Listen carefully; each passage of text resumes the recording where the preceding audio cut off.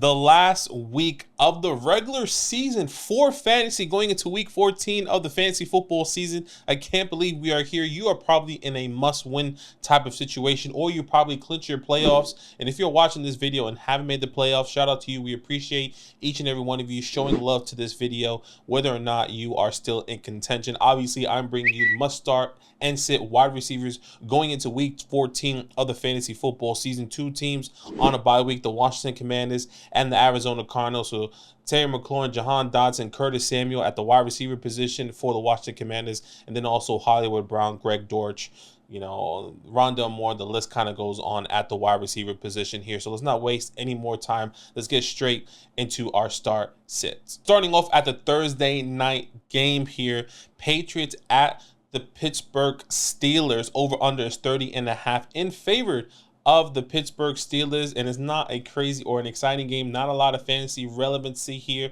in this game either, specifically at the wide receiver position, maybe for some of you, but definitely not for me in some of my leagues here. But on the New England Patriots side of the ball, the only player I'm willing to start if he is going to play, he is in concussion protocol currently, and that is Demario Douglas, as you can see here. Obviously, whether that's Bailey Zappi or Mac Jones, he is really the only person I feel confident in starting, whether I'm in a 14, 12-man, whatever the case may be here, because the Pittsburgh Steelers do currently give up a good amount of points to the wide receiver position, with the top 6 amount of points. Everyone else I'm going to be sitting on the Steelers side of the ball. Deontay Johnson finds the end zone again for the second time in a long time here in week 13 against Arizona Cardinals in that rate. Basically a monsoon, right? If you really think about it there. Deontay Johnson is my must start coming into this game here.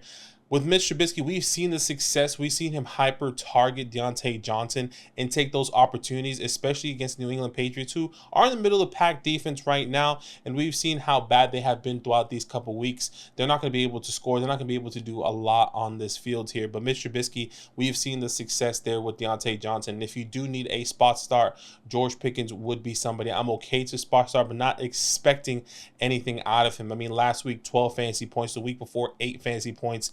And he's been very up and down, 7, 1, 9, and then 15, all the way back in week 7 there. So, look, I can understand why Deontay Johnson may not be somebody who you feel confident in starting, but I do, because I've seen his ceiling, and I know that there's opportunity there with Mitch Trubisky. All right, going into our 1 p.m. slate games here, a divisional game, Bucks at the Atlanta Falcons here. 39.5 is the over-under. It's a high-scoring game in favored, actually, for the Atlanta Falcons. On the Bucs side of the ball, Mike Evans, you start here. He has been phenomenal. A wide receiver 8 has been a very consistent wide receiver, has scored a touchdown nearly almost in every single game since week 6, outside of 2 games here. You start him with confidence. Chris Godwin, as you can see, I do have him as a risky start. Has just been very, very underwhelming all throughout this whole season. He is a risky start depending on what you have, depending on, maybe you have a Curtis Samuel and you need somebody to fill in. Maybe you have a Hollywood Brown, you need somebody to fill in. Obviously, there are better options. That's why he is a risky option for me. But if you do need somebody, this may be a good opportunity for you if you need a wide receiver, as the Falcons do give up the 7th most points to the wide receiver position here. Now, on the Falcons side of the ball, I do have Drake London as a spot start, because the Tampa Bay Buccaneers do give up the 3rd most points to the wide receiver position. We saw them play last time against the Tampa Bay Buccaneers, and he went 6 for 7 for over 11 fantasy points. Not somebody that, not a crazy stat line, but something that you can definitely see be a little bit better going into this week 14 matchup. All right, one of my favorite matchups of this week, the Los Angeles Rams at the Baltimore Ravens. 42.5 is the over-under in favor of the Baltimore Ravens. They are playing at the bank. Okay, so keep that in mind there.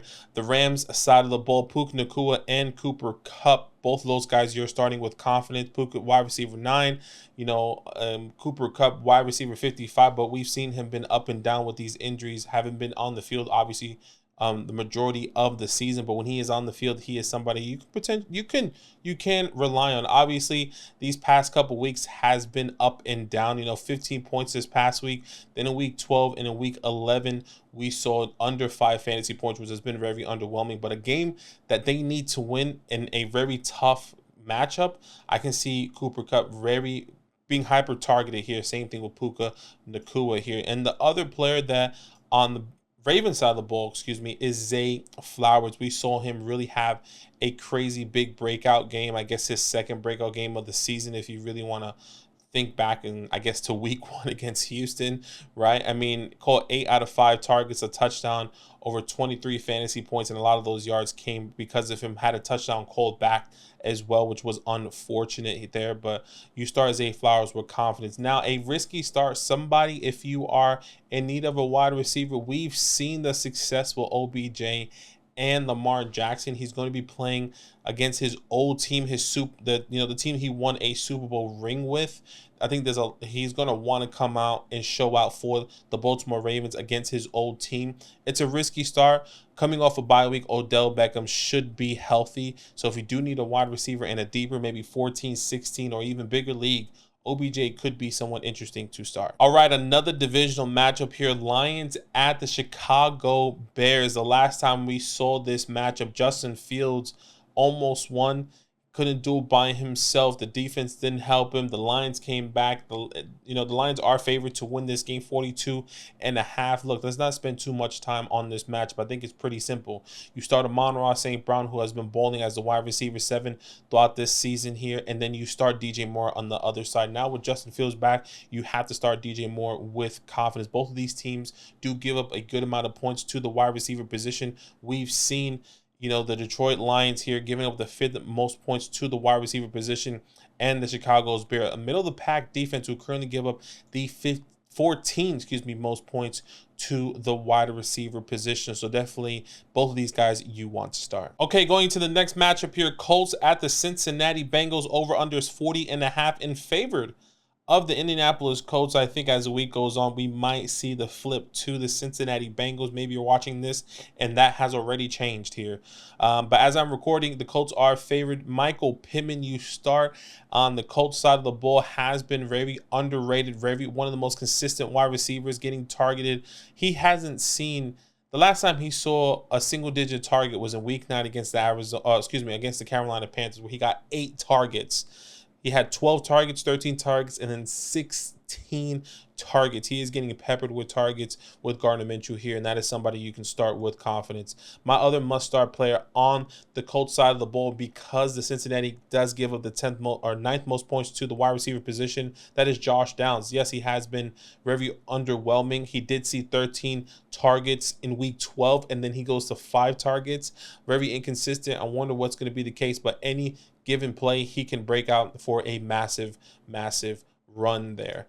Now on the Bengals side of the ball, Jamar Chase is a must start coming into this week. Look, I was very hesitant with Jake Browning coming in. I was like, okay, he's going to have to show me something for me to be confident starting Jamar Chase. We saw where the floor is with Jake Browning in Week 12 against Pittsburgh. There, called 4 out of 6 targets for just 12 fantasy points. And then we see the ceiling with over 31 fantasy points, over nearly 150 yards and a touchdown, against the Jacksonville Jaguars. So you start Jamar Chase with confidence there. T. Higgins is somebody that is a risky start, but somebody if you do need a good opportunity for a good high upside, because you know what he can produce, especially how Jake Browning has produced this past week, maybe you can lean on T. Higgins. He is a risky start here. The Colts are pretty good actually against the pass, but if this is going to be a high scoring game, maybe Jake Browning and T. Higgins finds the end zone going into this week. All right, going into our next matchup, Jags at the Cleveland Browns. Over under 36.5, which I thought was very interesting, because we're going to be seeing 2 backup quarterbacks here, and the Jags are favored. I think this might change as the week goes on, but at the same time, who can you trust? Do you trust Joe Flacco or CJ on the other side for the Jacksonville Jaguars? This is why everyone on this matchup is risky. You can see Calvin, Zay Jones, Amari Cooper, and Elijah Moore. I would say Elijah Moore does fall into the conversation of a risky start over a must start, just based off of Amari Cooper potentially not playing. He's in a concussion protocol, so definitely keep that in mind.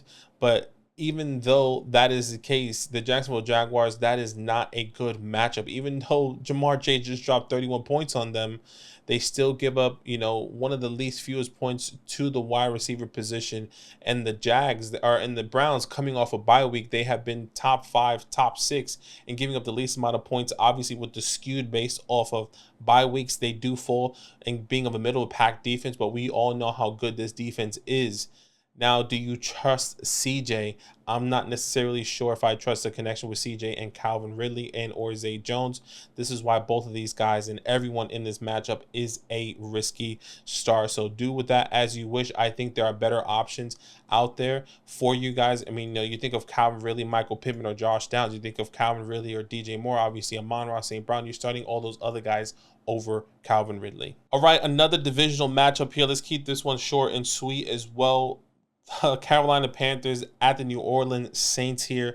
Only 2 players I'm willing to start on either side of the ball or in this matchup as a whole. And Adam Thielen to start there at the Panthers side of the ball. We have been seeing the drop in opportunities in production. 3 targets in week 12 and then 6 targets in week 13. Not what you wanted to see. Was a rain game this past week. Maybe that had an effect. But look, Adam Thielen, a risky start moving forward, not somebody that we should be starting with confidence, I would say. And Chris Olave on the other side of the ball. Something that really excites me here is with Jameis Winston. Jameis Winston, he should be starting at the quarterback position here, which just means they are going to be throwing the ball. He is just going to be lobbing it up to Chris Olave, and that's exactly what you would want coming into this matchup. Chris Olave here, this past week caught 5 out of 8 targets, 16 fantasy points. We saw him the week before where he got a concussion, had 18 fantasy points in like the first half, right? First quarter and a half. We saw him have 18 fantasy points. Imagine if he played that full game, he would have had a crazy day. But look, Chris Olave, you start. Adam Thielen, a risky start going into this matchup. All right, in our last 1 p.m. slate game for this Sunday here, Texans at the New York Jets here. The Texans are favored coming into this matchup. Nico Collins is somebody that I am going to be starting. I know people are worried about Sauce Gardner, but are you concerned with Sauce Gardner as much as you were concerned with Patrick Surtain? And look what Nico Collins did with Patrick Surtain there with over 34 fantasy points, caught 9 out of 12 targets, nearly 200 yards and a touchdown. I am not saying we should expect that. I'm just saying if you were not confident last week versus Patrick Surtain, who I would arguably say is a top 5, top 3 corner in the league right now, not saying that he's going to divvy up Sauce Gardner, but I think there should be a safe floor with Nico Collins, and I really hope that is the case because I need Nico Collins for my own fantasy team. But, I think there's a narrative where Nico Collins should be a safe bet. Now you see Noah Brown coming back into action now with Tank Dell out for the rest of the season there. He didn't see too much of a workload, but going against the New York Jets, it is a spot start. There are other options out there if you do need, a wide receiver to start. But this is a tough matchup. Clearly the Jets give up the least amount of fantasy points to the wide receiver position. Are we confident in starting any of these wide receivers? Absolutely not, just based off matchup. But you have to believe that somebody like a Nico with a superstar quarterback, someone like a Noah Brown with a superstar quarterback is going to be able to produce based off of what CJ Stroud has done so far.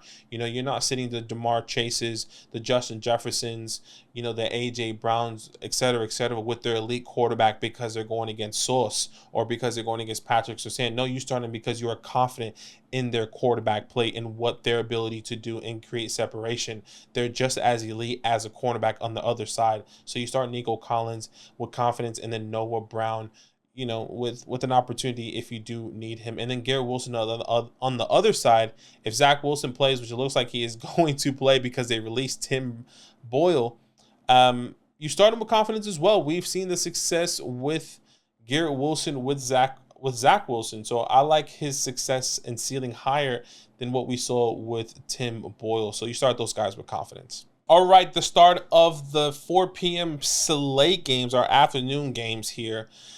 Minnesota Vikings at the Las Vegas Raiders. The Vikings are favored coming into this game. And look, Justin Jefferson looks like he is going to be coming back in this week. If he doesn't, then that gives you just a lot more confidence in starting Jordan Addison. But if Justin Jefferson plays, you start him.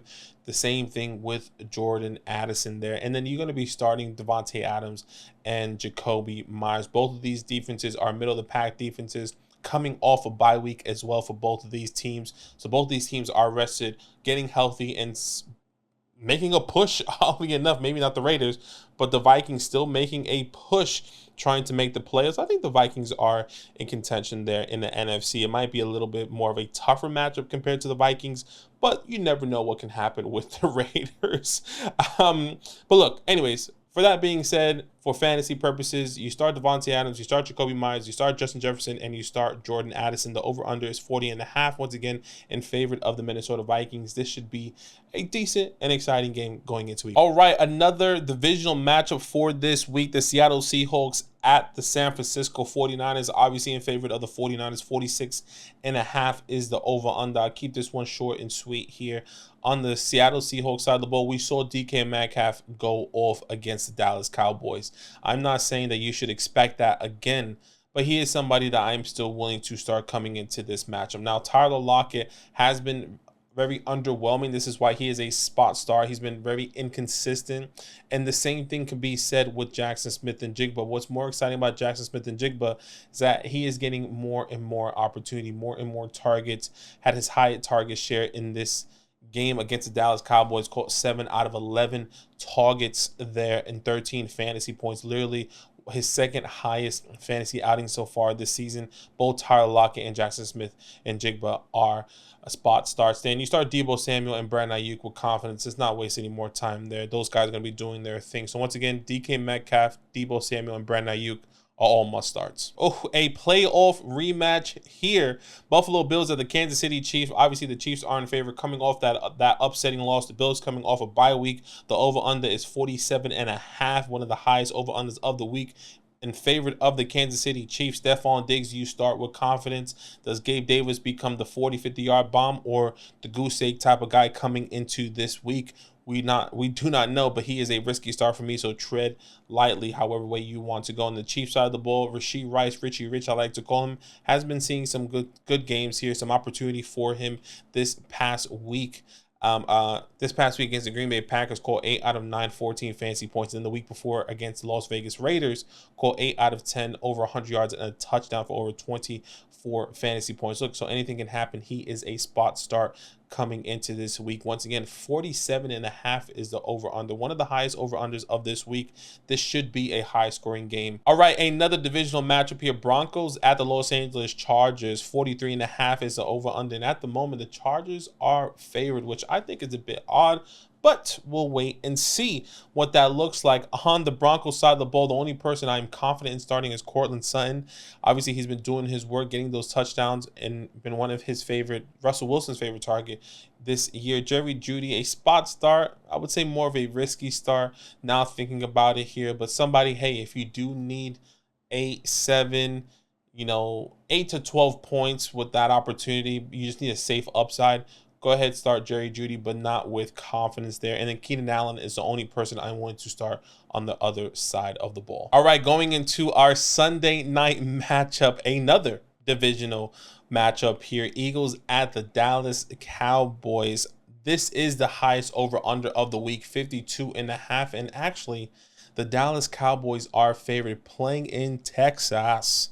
On Sunday night, the Eagles coming off that upsetting loss. The Dallas Cowboys doing something special this past week here. But look, this one's also very easy and simple. Devonta Smith and A.J. Brown, you start with confidence. No doubt about it. I know these guys didn't have some of the best games, but you start these guys with confidence. And CeeDee Lamb on the Dallas side of the ball, you start him with confidence. He is breaking records. He is doing something special over there.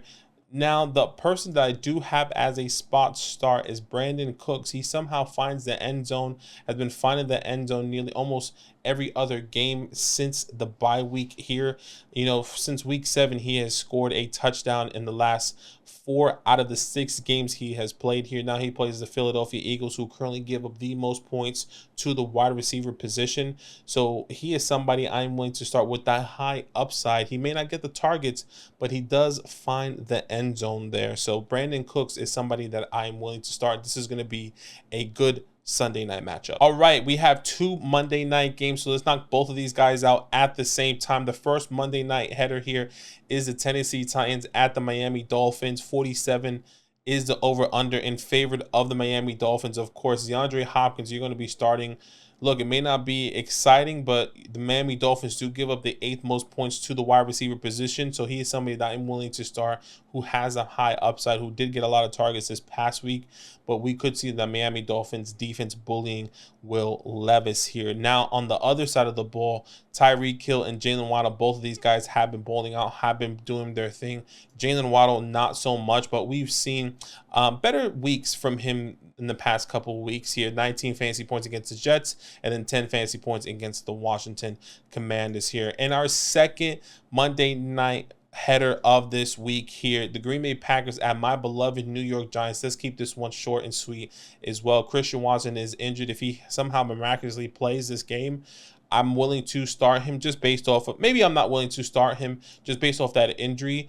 But we've been seeing really encouraging reports throughout this week saying, oh, it's nothing, it was just that one off or whatever. We've been seeing him getting 20 points in week 12 and 27 points against Kansas City this past week. Romeo Doubs is a must start for me with Jayden Reed. Both of these guys have been filling in nicely. They've been trying to get Jayden Reed the work early and often. There, we didn't see a great game against the Kansas City Chiefs, but they are a good defense. What we do know is that the Giants do give up the 7th most points to the wide receiver position. So Romeo Doubs and Jayden Reed if Christian Watson doesn't play. And on the Giants side of the ball, you're not starting anyone, okay? Because who the hell knows who's going to be fantasy relevant on that team. Let's wait and see what that looks like. Hopefully we get a quarterback next year. Guys, that is every single matchup going into week 14 of the fantasy football season. Hopefully you get this win going into week 14 if you do need a win. And if you already made the playoffs, congratulations. And if you're here at the end of this video saying, you know what, I'm just watching it because I like you so much, I appreciate you guys. Thank you so much. Good luck going into week 14. And as always, it's all love. Now that those idiots are done talking, who needs some rankings? Hell yeah, I need some rankings. Then use promo code LAND, L-A-N-D, for 30% off any membership at flockfantasy.com. Oh. It's so easy, even your grandma could scan that QR code right there.